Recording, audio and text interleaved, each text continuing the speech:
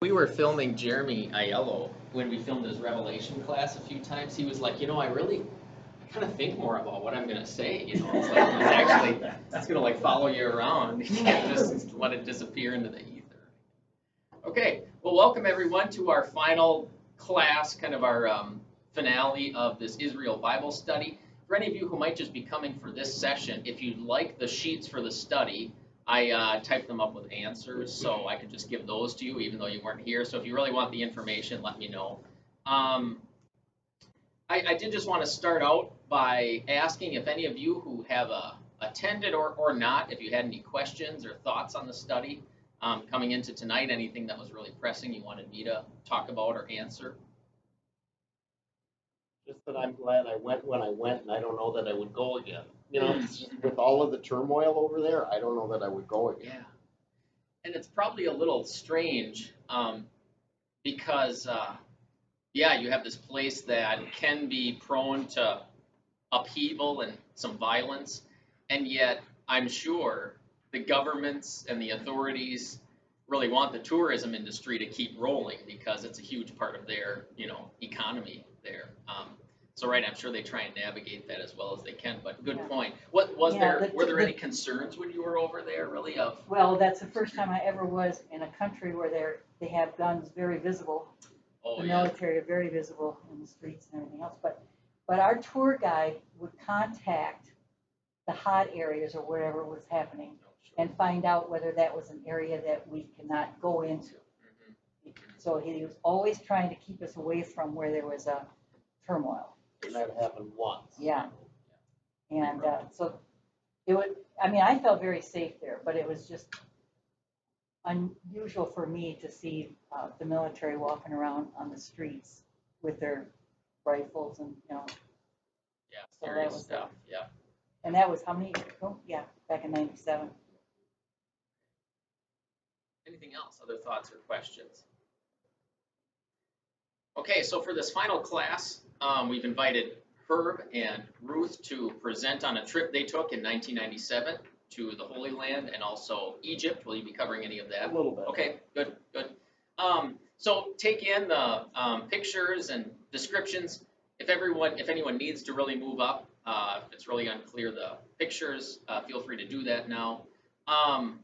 Thank you very much for your preparation, both of you, and for putting it together, especially Herb for making this presentation possible and sharing your insights. I mentioned last time that our seminary and college in Minnesota do study tours every year to some other biblical sites or biblical areas. I went on the Greece trip, so there you traced one of Paul's missionary journeys through these Greek cities and saw some other classical, you got to see the Parthenon and all that. They also do a trip through Turkey, like Ephesus, and some of the other Colossae, like the Colossians, some of those biblical books. The congregations were in Turkey.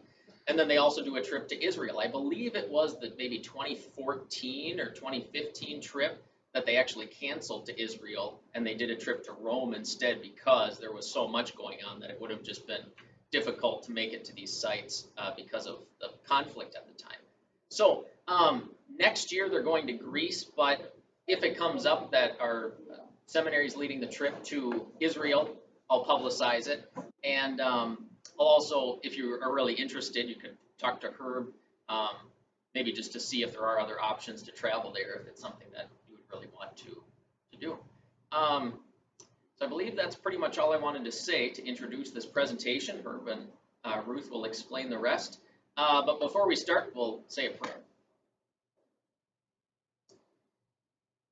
Oh Lord, we thank you that we can study the land where your Son and your people lived, where Jesus Christ, our Lord, obeyed your law for us, finally suffered and went to the cross, died, and rose again. The fact that our faith is rooted in history means that you are a real God, a God who cares about us, who comes down to us today still through word and sacrament. Help us gain a better appreciation and perhaps a better insight to your word through the presentation tonight. And let this land of Israel point us to the true homeland you've prepared for us, your people, the homeland of heaven.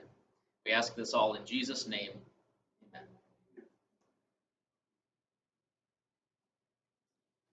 Okay, well, I'm going to start up here with the map.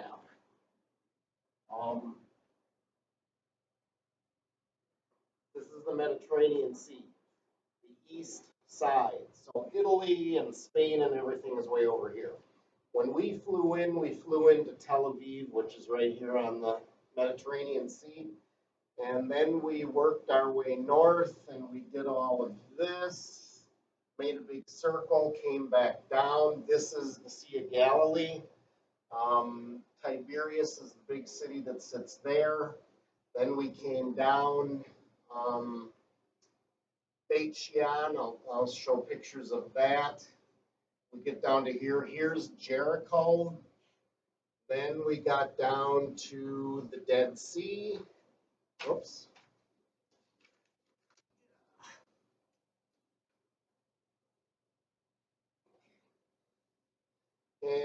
But we went over to Jerusalem first because we stayed there multiple nights, and then we went back over to the Dead Sea, did all of this stuff, then went back to Jerusalem, and then made our way back to Tel Aviv to fly out.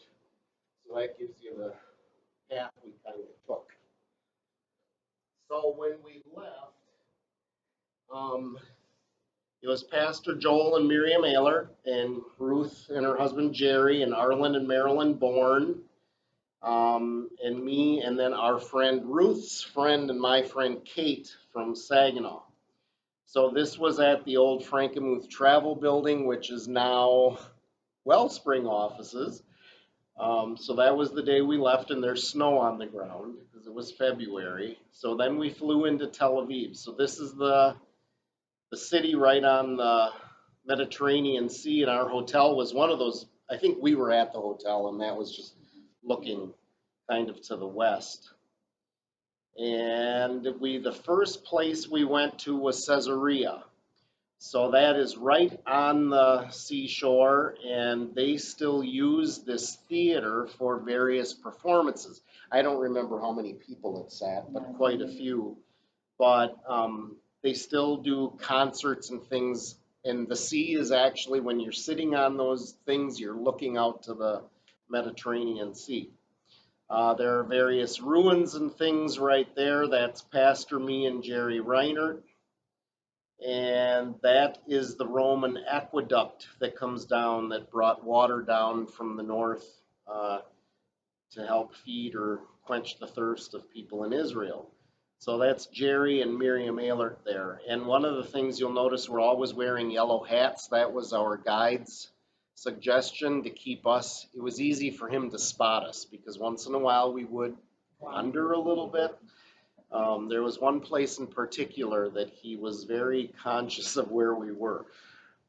So then we took off, and we were up on Mount Carmel, and this is looking down onto the Megiddo Valley, which is the Valley of Armageddon. Supposedly this is where the last battle on earth is going to take place, I guess, Pastor? Some points of this. Yeah. So that's kind of looking down, and yeah, there is some green there because you're closer to the water. But you'll see that when you go a little bit further to the east, everything is sand and rock. That's all there is. And I often wondered, why are they always fighting over sand and rock? There's nothing there. We went to Nazareth. So this is the big church in Nazareth, and they built it so that the inside of that spire is supposed to look like an Easter lily. So that was kind of a cool thing, and that's the altar within the church. And from there we went to Cana, and this is a church in Cana that we went in, and then we were walking down a small little path somewhere, and then our guide pointed out all of these wine jugs that were piled up, and he said those are probably the same type of water jugs that Jesus turned wine into. So they were just all piled there like that. Kind of interesting.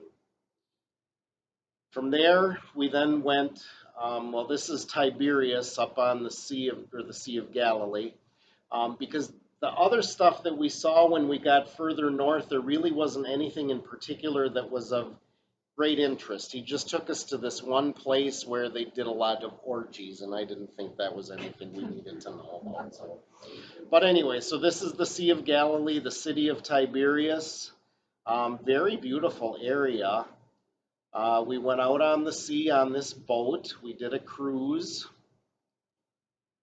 And we took the upper deck of the boat. There were other people down below, but it's like sailing out on kind of like Lake Huron or whatever. You really can't see the other side from where you're at.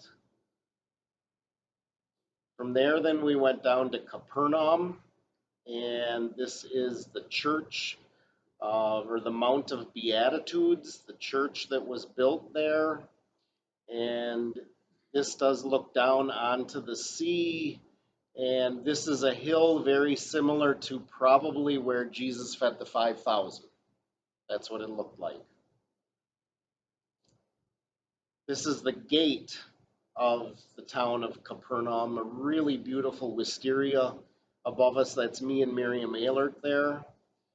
And then we visited the ruins there. They figured this was a church at one point. And then kind of across the path, there was remnants of an old house, and they kind of had that blocked off with a, I want to say a canopy, not a canopy. It was a roof-like thing. But they kind of thought that that was Peter's house and that Jesus may have stayed there. But there's no positive anything to say, yes, that's what that was. Then from there, we went over to the eastern side, and this is the Golan Heights. So if you see behind me is all of the barbed wire, and there's that observation tower, and our guide says, yes, don't do anything weird because they are watching you, and you just want to act friendly and nonchalant. Don't try to start anything or be funny or whatever. So we behaved. Then we traveled down along the Sea of Galilee. So this was a group that was being baptized, and you can have this done if you wish. We chose not to. But there was a picture, I don't think I scanned it, of Marilyn? No, Pastor Miriam. Miriam pouring Jordan River water on Pastor Ehlert's head.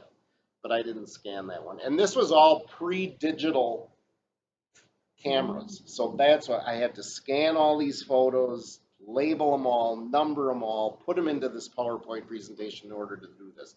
So it was an undertaking on Saturday. So that's actually the Jordan River. Yeah.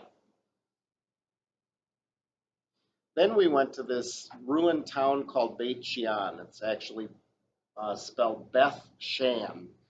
But that tower that you're looking at used to, basically the ground below it went up to the top of that, and that little top spire stood up above ground.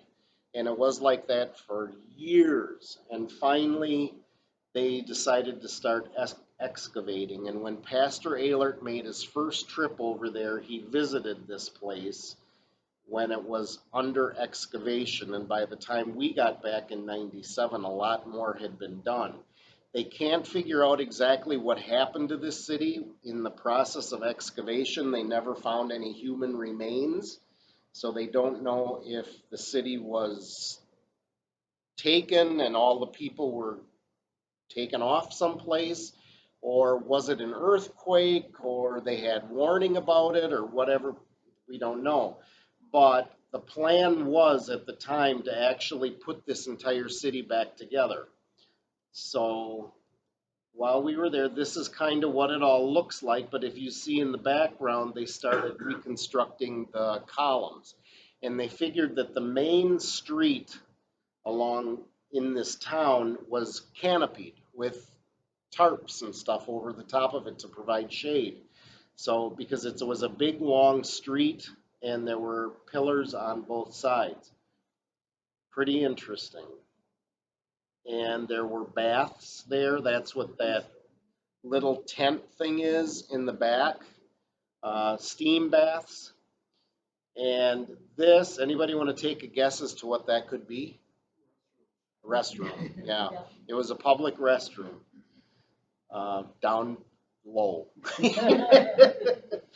With rocks. With rocks, yeah.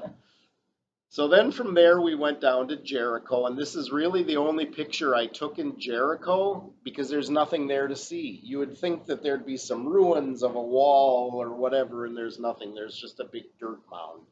So that's all there was there. Then we get to Jerusalem. So this is taken from the Mount of Olives, I think, looking to the city. Do you see the gold dome kind of there in this? That's, the big dome, which is the big familiar place. And all of this down here at the very bottom of the screen and then just above that row of trees, those are all graves. Everybody wants to be buried right there because they figure when the last day comes, they're going to be the first to rise and they will be in Jerusalem right where the temple was. So if you want to pay for it, go for it, I guess. I don't think it matters, but anyways. So that was the entire tour group. So there were a couple of other couples with us. The gentleman and his wife on the very right side, they were from Saginaw or Bay City. I don't remember. I can't remember either. He owned an electrical company or something. And I don't remember their names. And then there was a couple there behind Miriam and Marilyn Bourne over kind of on the left side. Holly, and we think his name was Robert. And they were from down south someplace. Mm-hmm. And they joined us on the flight from New York. We flew out of New York to Tel Aviv. And that flight going over was around 11, 12 hours, I believe. But when we came home, it took 16 hours to get home. And I have to, because back then, the Jewish planes, you could smoke on those planes. And our luck had it, we were back by the smoking section. 16 hours of smoke. I mean, it was awful, absolutely awful. And they'd come back and have another cigarette. And and it was just a bloom of smoke. It was miserable. It was. So anyway, so that's us having our picture taken. And so there's a rather close-up view of the dome that Ruth took. And there's Ruthie on a camel. Yes. So you could go for camel rides. And you want to talk about it? No, it's just lumpy. I did not go on a camel ride because I kept hearing that camels would spit at you, and I did not want to walk around all day with camels spit on me. But nobody got spit on. But Miriam was on top of a camel, believe it or not. You wouldn't think she'd do it, but she did. This is in Jerusalem or near Jerusalem somewhere. This is a museum where the Dead Sea Scrolls are actually kept and put on display, so you can see them there. But it's built like a big top of a clay jar or whatever. So to get into it, you have to go behind the wall, walk down, and then you come up in the dome.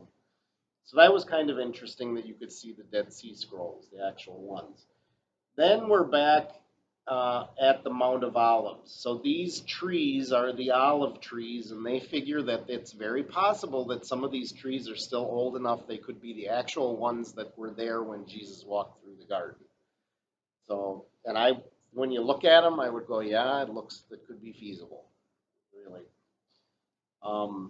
Those are graves in the garden or the Mount of Olives in the Garden of Gethsemane. People want to be buried there as well. And this is right next to the Mount of Olives. This is called the Church of All Nations. So it's a very modern church, basically celebrating any kind of faith or religion that you are. It's a big mosaic up at the top. And that's the dome that's on the inside. And then we're going back into the city, and this is one of the gates going into the old city of Jerusalem, and they called it the Dung Gate. And I don't know why. I do remember why. No, I don't. I don't know, but that's the gate that we went through to get into the old portion of the city, and that is the Wailing Wall or the Western Wall.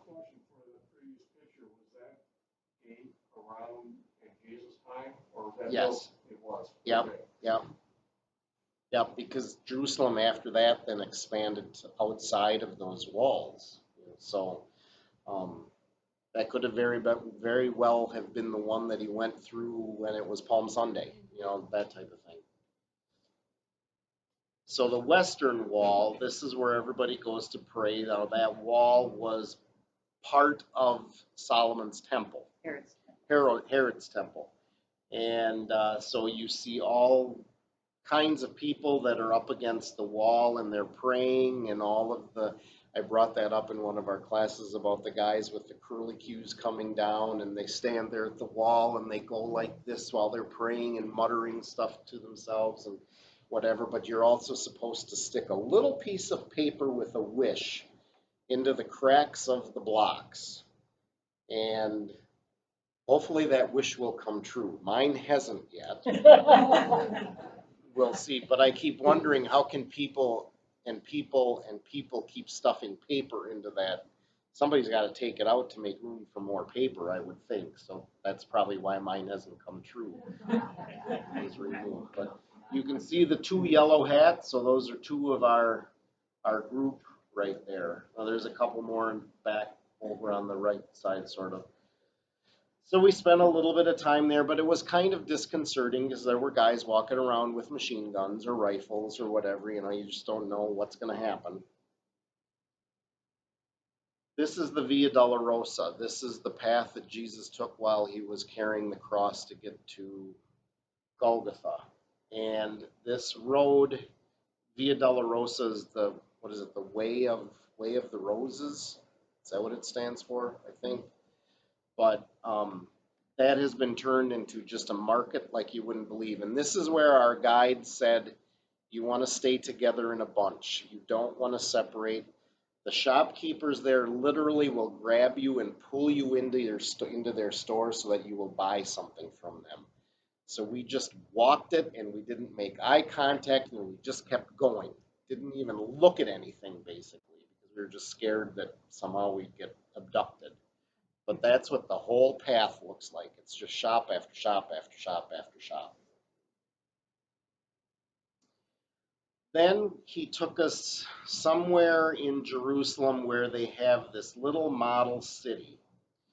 And it is patterned after the way the city of Jerusalem would have looked in Jesus' time. So it was very fascinating. It was quite large to walk around and look at the entire thing.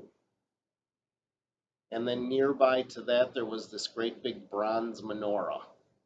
So we took a picture of that.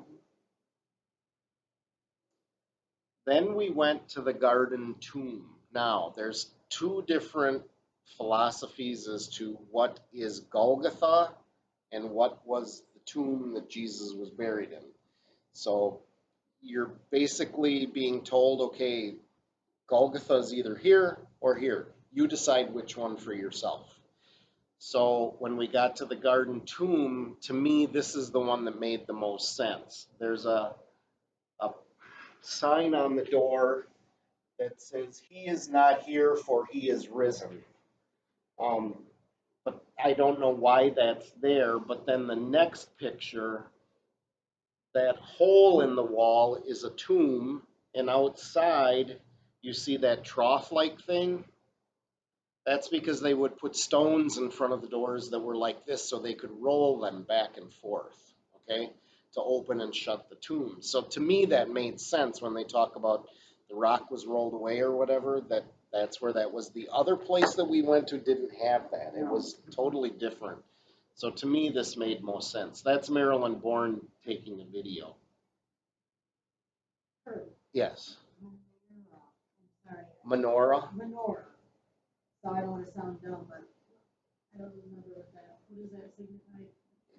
what does that signify? It's menorah is what they light candles in for Hanukkah, which is around Christmas time. Yeah. And Hanukkah is not a festival we hear about in the Bible, but in the time between the Testaments, the Jews rose up against the Romans, and for a time, or maybe I think it was the Greeks that they drove out, one of the two, and they actually took back Jerusalem, had a little Jewish kingdom. And that was to commemorate the temple was under their control again. So it's about the rededication of the temple. And it talks about Jesus celebrating Hanukkah in the New Testament. Yeah. So, again, not an Old Testament festival, but one of their holidays. Yeah. But this is a tomb. This is, so when you walked into that little door to get into there or whatever, this is what it looked like. So very plausible that this is something that Jesus' body would have been laid into at one point. From there, then we left Jerusalem. We didn't leave it. We were still at the hotel, but we took off and we went down to the Dead Sea. So this is the Dead Sea, and you can see that there's basically not a whole lot of vegetation or anything around, so that palm tree is pretty lucky for actually being able to grow there. But that from left to right is Pastor and Jerry and that Robert and then Arlen. So they're all floating in the Dead Sea because it's so full of salt, you're buoyant, you can't sink. So I waded in it. The water is real oily, kind of feels gross. My favorite story about that is after we left, we got back on our little bus. We were driving, the windows in the bus were down because it was really a nice day. Pastor Ehlert's hair kept getting saltier and saltier and saltier back here. He had crystals forming because he didn't wash his hair very well. Then we left and we went up to Masada. Now, do you want to talk a little bit about what Masada was? That it was a mountain top retreat that, but I don't remember who was actually up there. If my understanding, the Jewish people went there for because they were being attacked by Rome. Was it Rome? No. But I know that they ended up taking Masada because of they ran out of water. They closed off the water, and they had no water, so they finally had to. But I know that the Jews were up there on the top of the Masada, and I don't know how many years they were there. And they have built a road. Right, and down below was the camps then of whoever the enemy was, and I don't know if it was the Romans or whether it was the another country. I don't know. But anyways, they lived up there until finally they were really overcome. neat to see. But in order to get up there, you either had to take that road at the back side of it, which they didn't want you to do. They wanted you to take a cable car. So we are down at the bottom, and you see the cable car hanging there and the cables. So this is now from on top looking back down again. So it's very high up. But it's all ruins of the civilization then that lived up there. Oh, and here it says that it was a fortress built by King Herod. Yes. But it doesn't say in here who would have been the enemy. But they did a lot of kind of unique things. One of the things, this was a steam bathroom. So they used to pump water in there and heat it. There was actually a floor over top of all of those little pillars. So underneath was the hot water, and then the steam would go up, and that was their sauna, I guess. But all of the walls and whatever buildings were still there were all decorated with really cool mosaics or neat paintings like this one, whatever. And that big square thing is the top of a well. So they actually did have wells up there to collect rainwater and dew and whatever. So they did get water that way, but it wasn't enough to keep them going. But just some of the remnants of the paintings from the walls. When we left Masada, then we were going back to Jerusalem, and this is a cave that is very feasible that this is where the Dead Sea Scrolls were found. It wasn't noticeable at one point, and then all of a sudden somebody found it. The shepherd boy. Yeah, the shepherd boy. And so that's kind of where the Dead Sea Scrolls were in, and so you could see that, but you couldn't get to it. And then we went back to Jerusalem, and this is the Church of the Nativity in Bethlehem. So our friend Kate is standing there in the tan, and right behind her shoulders, there's a little black square. That is the door into the church. It's purposely only about, I'm going to say, 4 feet tall. You had to duck to get into the church. They purposely built it that way so then any assault could not be done by somebody on horseback. So evidently when they used to go into churches and whatever, they would just ride the horses right in and do what they had to do to wreak havoc. And so they built this purposely that way. So from the outside, you wouldn't ever know that that's anything special. But then you get into the inside, and that's the interior of the church. So it's quite ornate with all kinds of lanterns and things hanging from the ceiling. And around the back of the altar, this is the spot, and that's a hole in the ground that you can get down and look into, and they say that is the spot where Jesus was born. Well, I don't know, but that's what they claim. So you just take their word for it. And one, I know I had a picture of an upper room, and it was all vaulted with pointy columns and ceilings and whatever. And it was very plausible that was the upper room where Jesus did the Last Supper. I don't know what happened to that picture. I don't have it anymore. But this was a cell. So when they had Jesus in prison, it's very plausible that they dropped him through that hole up above and put him into this dugout thing, and that's where he stayed. You couldn't get out of it. There was no way to get out of it. And then when they wanted him out again, somebody would get lowered in, grab him, and then haul him back up again or whatever. But in order for tourists to get into this, they actually dug a path and put a stairway in so you could get down into that thing. So I found that pretty interesting. So that was it. That was in Jerusalem, yeah. Yeah. So that was the first few days, and then the last 48 hours we took off and we flew from Tel Aviv over to Cairo, Egypt, and we did 48 hours in Cairo. So we got there at about 9 o'clock at night, and we basically just went to the hotel and had dinner. And by the way, Israel is a first world country, so you're okay to drink water in Israel, but not in Egypt. So we get to Egypt, we get to the hotel, we sit down and have dinner. Marilyn Bourne orders some kind of a drink that was made with crushed ice, and she had Montezuma's Revenge for the next 2.5 days, I think. All the way home on the plane. You don't think about ice, but it's the same water. So anyways, we took off the next morning and we went to Giza and around that area and looked at all of the pyramids. So this is called the Step Pyramid of King Zoser. So that's a real popular pyramid because of the shape of it. There were others that were similar but not quite as pronounced. That's Jerry Reinert standing there. From there, then we went directly to the pyramids on Giza. And there's the 3 of them. Now, the one in the middle is the one that still has the glazing at the top of it. That's why it's kind of smooth.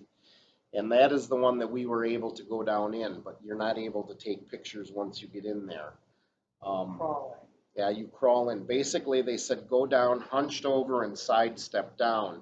And they had electrical, and they had a box in the corner that ran all the way down into the pyramid, and that's how they pumped fresh air down into the pyramid so that it wasn't obnoxious once you got down there.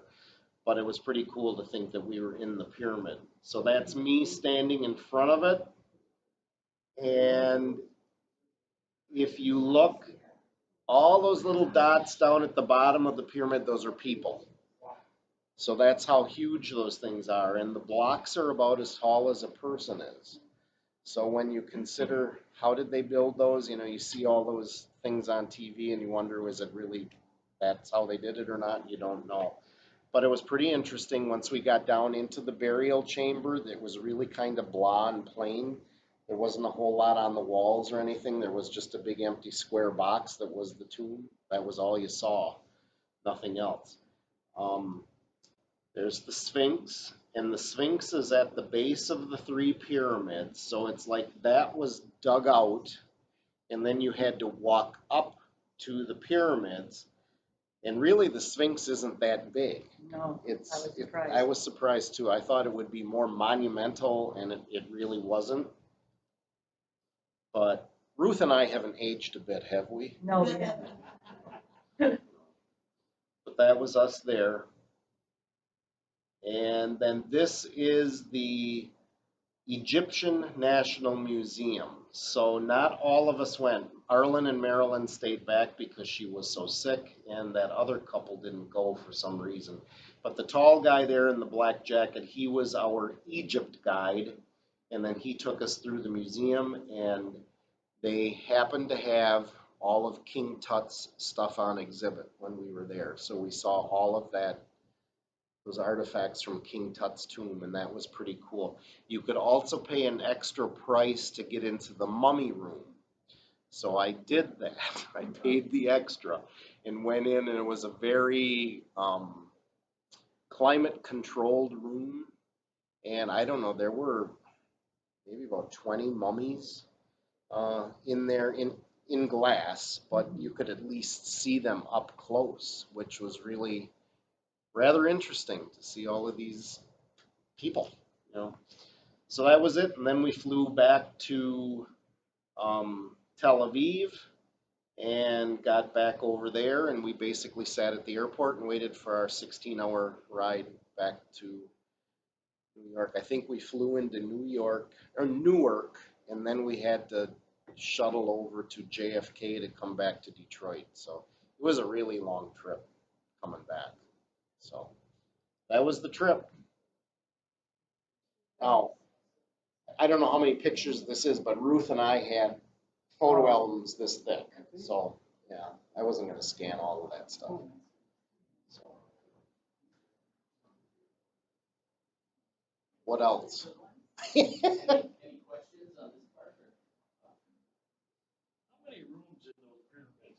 How many rooms are there actually in there? I think we only saw two. We only saw two, but I don't know how many rooms are actually in there. One was Three smaller. rooms in there. One was smaller than the other one. Yeah. I remember that. And we were only allowed to go into two. If there was any more than that, we weren't. Olive trees that you talked about, Yeah. are they still grow olives or olive, or are they by olive oil? I or don't do have know. them You know, for tea or what? I don't remember. The time we were there were no olives on those trees. But maybe it wasn't the right season. Yeah, You never know. I don't know. But yeah, they were all gnarly. I mean, those trees were yeah. huge around and all gnarly. So it looks like they could be 1,000 years Yeah. old. Like You a know? whole orchard of them, or? Yeah, pretty much. Pretty much. There were a lot of them. I don't know about those specific trees, but olives are still huge business there. Mhm. And maybe I mentioned, I can't remember in the class, but if they do pick them, it's probably not commercially, because now they grow them in nice rows so they can get in. They have machines that'll grab the olive trunk, maybe you've seen it, shake them, and all the olives come down. Yeah. Yeah, right. Back in the day, yes. There were other things that we saw, like in the Garden of Gethsemane or on the Mount of Olives, there was a rock that had a footprint in it, and they say that that is where Jesus ascended into heaven. You know, so there's so much of that stuff that you look at, and that's what they claim, but you don't know for sure. So I didn't think it was that interesting. I didn't take a picture of it, but I remember it. You know, so. I'm sure that most of that has been torn apart and, by invasions of this Yeah. group and that group. Every time, But, yeah, like the Church of the Nativity in Bethlehem, every time another civilization took over. So let's go from Jewish to Byzantine to what are some of they would do something different on that spot.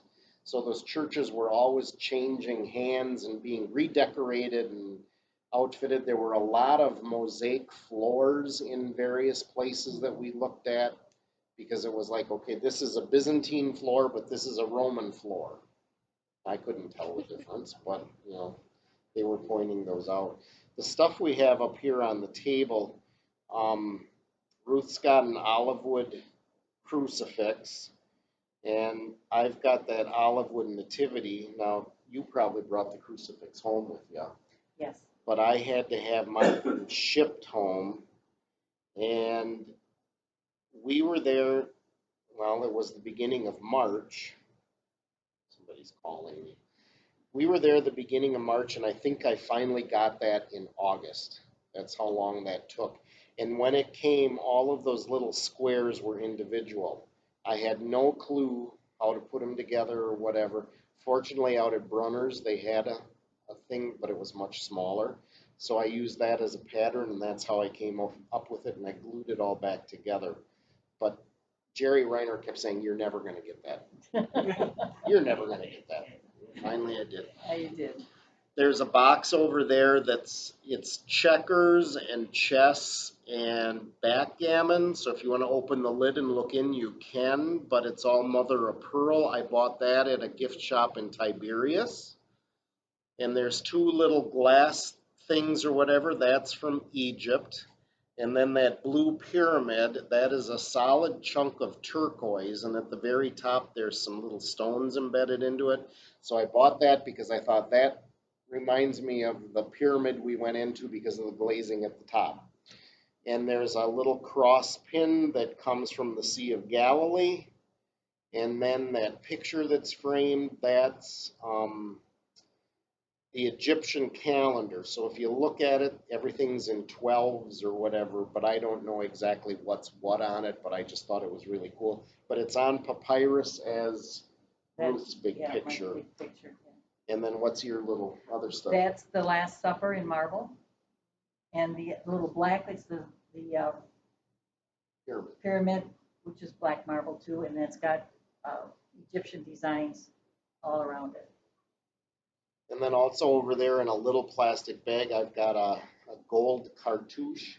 So on everything in Egypt, everything is marked. It's a oval. It goes like this, and then at the bottom there's a line on it, and then there's different symbols and things in that cartouche. So Mickey, our guide, kind of talked us into buying that. Or said, "This is going to be your opportunity. If you want it, you got to do it now." So I did it, but I had it double-faced. So on one side, it's Herb in hieroglyphics, and on the other side, it's Herb in Hebrew. But I don't have a chain that it fits on, so I got to go buy a chain one of these days. So. Yeah, and I was forced to buy one of those too. But I'm glad I did. Yes. Yeah. And then the diamond that I wear all the time, that I bought in Bethlehem. It was right down the street from where supposedly Jesus was born. So that was my biggie that I bought, was my diamond. So, and I have that on all the time. If anybody ever noticed, I always wear it. So, but yeah, you could go nuts buying stuff there. I did get one of those. It's like a sheet with rings around it. I don't know what happened to it. She thinks Jerry had it on one of the, had his on one of the pictures. I think I gave it to Miriam when she used to do the Christmas Eve program and wanted one of the kids to wear it, and I don't think I ever got it back. But not a big loss. But yeah, when the bus would stop somewhere, all of the people would come running up to the bus to try to sell you all the stuff. That's where that dripping necklace thing is over there that I've got too. I don't know, I probably paid a shekel for it or something, but you know, it's just to keep them happy. Go away now. Leave me alone. Yeah. Kids were always running after us. Yeah. Oh, and we went to a carpet mill. Oh, yes. In Israel. That was the other thing, driving around in Egypt, driving around. The houses are made of mud that's mixed with cow manure, and it's really gross. And we went into this carpet mill, and here's this like 10, 12-year-old boy just working away like crazy, weaving a rug or whatever. And if you wanted your picture taken with them, you had to pay something. I don't remember what, but so did that too. But it was a wonderful trip. I would recommend, I mean, I don't know about now because, you know, it's this situation, but it was really worth the trip. It was marvelous. And having Pastor Ehlert lead us, Yes. he would talk about The history. things that happened here or what this was or whatever. And they'd have prayers at different places. And there was one spot, it was a church, and we went into and we all sang something, and the acoustics in that, Right. it was Echoes. just a stone Yeah. thing, but the acoustics were phenomenal. Yes, it was. Yeah, it was cool. So, I would recommend it. Yeah. I just don't know that I would go again. Yeah. Or go now. In this day And I think it was like a week after we came back, there was a bombing in that one area that we were at. Yeah. So, I mean, that's just it. You just didn't know, what was going to happen. But our guys were very good about making sure that we were safe at all times. Questions for you two. First of all, give us a sense of like how large the part of Israel you were in is. Like going from Jerusalem to the Dead Sea, how long does it take to drive that? Or what are kind of the distances I like? can't remember. Maybe an hour and a half, not that far. Yeah. So, right, like from Jerusalem all the way up to the northern border of Israel, We went from Tel Aviv, we overnighted in Tel Aviv. The next time we overnighted was on the Sea of Galilee. So, we did all of that in one day. So that was like crisscrossing Yep. the country. Yep. Yep. So it's really not that big. I would say it's got to be smaller than Michigan. Yeah, so the blueprint of the footprint of the country is not large at all. Yeah. Yeah, interesting. And secondly, just kind of talk on, if at all, in a substantial way, how did the trip maybe enrich your faith or understanding of the Bible? What ways or examples? All the time I was there, I was just constantly thinking, Jesus walked this path, and now I'm walking that path.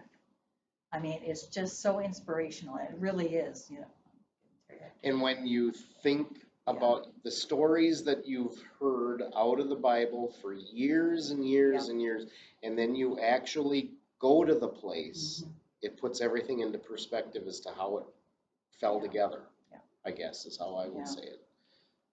The Garden of Gethsemane, I would have thought it was like right next to the temple or something. Well, it wasn't. There was the valley in between, so there was a ways to walk between that stuff. So, but just to think that, okay, I'm in the same spot that a lot of this stuff that I heard about as a kid and whatever, in the Bible, I'm now here. Yeah, so right, probably a pretty moving experience, but then too, you hear those scripture, narratives again, and it's like you can kind of picture the land and places. Very much so, What's going on. And obviously, much different geography, landscape than we have, so you hear about these places people are traveling, and I'm sure enlightens you. And it made a big difference, too, that we were a small group. Yeah. I think it made a big, big difference because there was more personal, instead of a huge, large bus group, the guide got very close to all of us, and he was great. He was a Christian. He was a Christian. So, yeah, it was nice to have a smaller group. What did we eat? We eat St. Peter's fish. Okay. Really? Really? There's only 2 meals that I remember. And the one was St. Peter's fish, and that was at the Sea of Galilee. And we got there, and we went into this restaurant, and this platter was put in front of you, and it was this whole fish. With the head and all. Everything. Yeah. And I'm not a seafood person to begin with, so I just took the napkin and went, whoop, and I went back out on the bus and ate granola bars. That just, ugh. The other thing I remember, we were out in the middle of somewhere. I have no idea. Out in the middle of nowhere. There was nothing around, but Mickey said we're going to stop and we're going to have falafel. And so it's like a pita bread, and it's the chickpeas or whatever that are ground up, and then they're seasoned and oiled and all that other stuff. I remember it being excellent. It was awesome. But that's all I remember eating. And right next to that little place, there were sheep. Yeah. All around. And there was grass, but Yep. like when they Mhm. talk about, like in Bethlehem and the shepherds were tending their flocks by night, I'm going, what were they eating? Yeah. There's no grass, there's no nothing here, you know, so unless they were someplace else, I don't know. It just makes you kind of wonder, why are they always fighting over rock and dirt? I don't know. But the picture where Jesus is carrying the cross, and you've seen it in movies, I'm trying to think, the Passion. Passion of the Christ. That was the closest to where that pathway was, where Jesus was carrying the cross, and we were there. We don't have a picture of it, but we were there. That's all cobblestone. Yeah. I mean, it was just emotional, you know, that you're right there.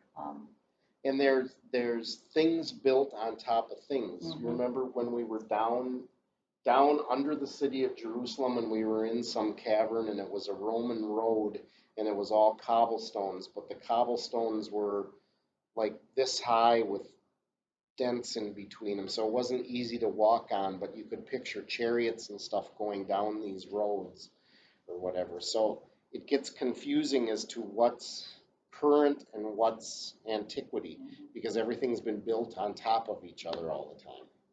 And that may be a reason why you didn't see grass growing where the shepherds would have been in Bethlehem and what have you, because everything has changed that much. In all of that, I mean, they're always excavating over there, you know, digging, finding things that are buried feet under in the sand, and you know, and they have no clue what was there before. So this was 25 years ago, basically. Yeah. But you still remember it all. That's how they found KFS, more or less coffin, is they were building a water park, and a tractor was excavating and it broke through a hole, and they went down and looked, and that's how they found it. really. Yeah, they're constantly finding things, because they were even excavating Jericho, and they found some of the walls. And Well, this is what's great about our faith compared to other faiths. We got geography, we got archaeology, we got all the stuff that it's in the Bible. We got where it's at, and we got artifacts that this was here, and it just, everything proves it's true. right. Would have been cool to see the Garden of Eden. Yeah, that would have been cool. I would have liked to have seen the animals, but that's what it goes. Yeah. You don't even know where that is. When you were in Egypt, did you see anything that might have had something to do with Moses? Did they point anything out directed toward him? No. I don't recall if they did, and I probably would have remembered that. Yeah. Cairo was nutso. Yeah, very The much so. the traffic in Cairo was unreal, and they drive by blowing their horn. Oh. And all you heard, And the donkeys and the cars and the, yeah. Yeah, and so all you heard was just noise, constant noise. But at 10 o'clock, they were no longer allowed to blow the horn, so people could sleep, I guess. But then it would start up again in the morning.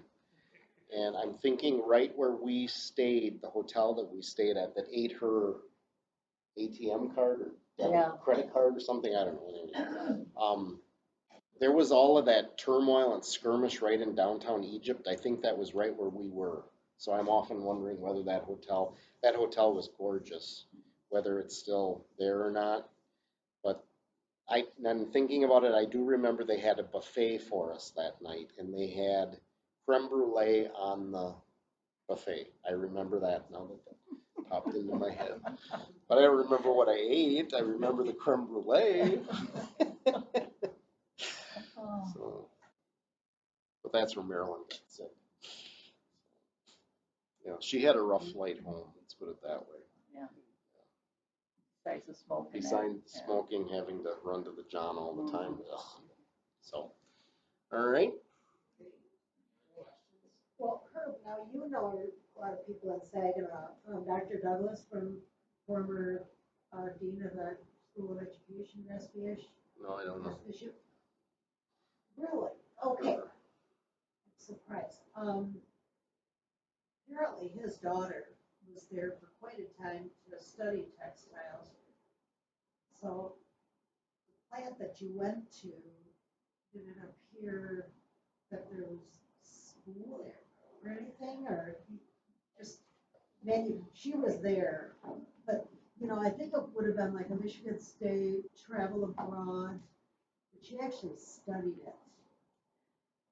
Where we were, no, I mean, it wasn't like you saw, you know, It wasn't a factory. no, it was not a factory. Oh, I misunderstood. Oh, No, okay. no, it was a very small Building. building, But there were multiple kids Yeah. in there. and they were making Maybe what, 10, 12 kids all at a loom, and they were all working on Mhm. something different. Okay. But that was about it. So I'm thinking it was a small group of young adults that traveled there well, but, to I mean, learn like supply chain, Yeah. whatever they do. yeah, in and, that but this field. is huge. I mean, there could have been a school, you know, of- Oh, okay, there very much could have been a school okay. in the back or attached, and we just did And they not might, see it. they might even know the safety factor for traveling, like if somebody is thinking about traveling. Mhm. Of course, those networks know the travel abroad, know that, Yeah. okay, we're not, it's not a go, right? Mhm. And all along the Nile River, everything was lush and green. Mhm. But then you got up to, Giza, where the pyramids are, that's all desert, and that's not that far away from the Nile River. So, for them to haul the stone for the pyramids up the Nile, that makes sense. But then they had to transport them up to the plateau where they were at. But that was interesting. Could have gone on a boat ride on the Nile, but we didn't do Yeah, we that. didn't do it.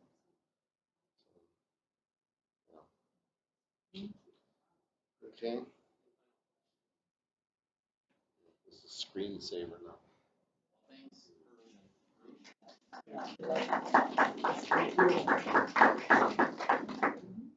Well, it actually forces me now. I can do some more pictures. I've got a lot of pictures that need to be scanned. Feel free to stick around, Jasper and Ruth, any other questions? Take a look at the artifacts. As we kind of officially close, let's say our Lord's Prayer together. Our Father, who art in heaven, hallowed be thy name. Thy kingdom come, thy will be done on earth as it is in heaven. Give us this day our daily bread, and forgive us our trespasses, as we forgive those who trespass against us. And lead us not into temptation, but deliver us from evil. For thine is the kingdom, and the power, and the glory,